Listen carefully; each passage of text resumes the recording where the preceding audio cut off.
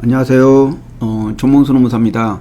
오늘은 그 산업재해보상보험과 관련된 그 보험 요율과 그 관련된 그 사례에 대해서 설명드리겠습니다. 산재보험 요율은 4대 보험하고 다르게 사업주가 100% 납부를 합니다. 이것은 그 전체 인건비 대비 그 사업장의 어떤 위험률에 따라서 그 위험이 높으면은 많이 납부하고 위험률이 적으면은 좀 적게 납부합니다. 보통 인건비 전체의 한 1.5% 정도가 산재 보험료가 측정됩니다.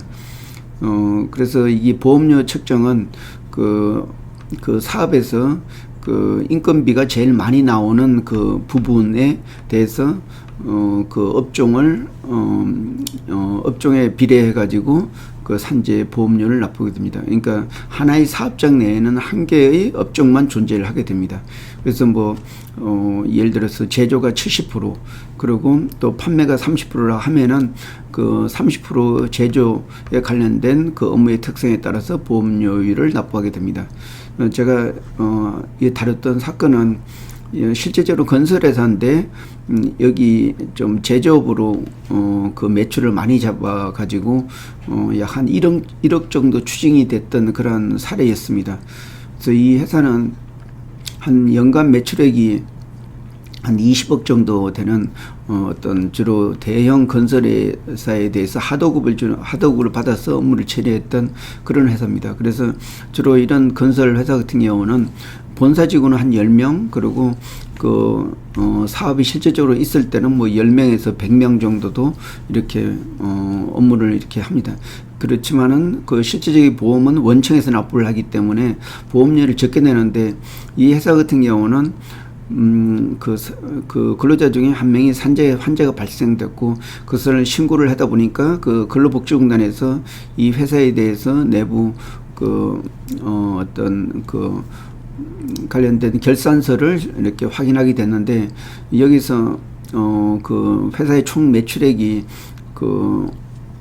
제조업에서 한 70%, 건설업에서 30% 잡혀 있습니다.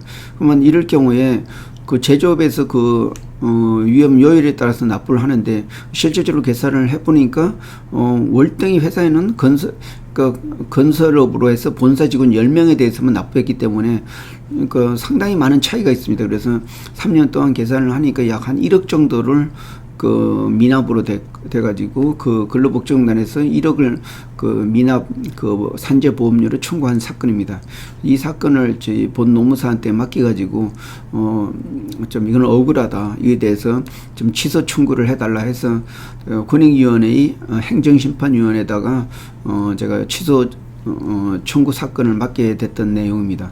그래서 실제적으로 그 회사의 손익계산서나 이런 거를 볼 때 그 서류상에는 사실 그 제조업이 한 70%, 건설업이 30% 돼 있지만은 실제적으로 세금계산서 끄는 거나 아니면 또 어떤 제조 시설 그 자체가 사실 형편없는 그런 시설이었습니다. 그래서 그런 사실을 가지고 그 회사가 이렇게 좀 잘못 기재했던 내용은 나중에 어떤 은행 융자를 받기 위해서 좀 제조업이면 좀 많이 주는데, 건설업은 일정한 수입이 없기 때문에 좀 돈을 빌릴 수 있는 그게 좀 약간 어려운 면이 있습니다. 그래서 그런 목적 때문에 회사에는 그렇게 했다고 하고, 그래서 실질적인 사실관계를 가지고 이것을 입증을 해야 되기 때문에, 그래서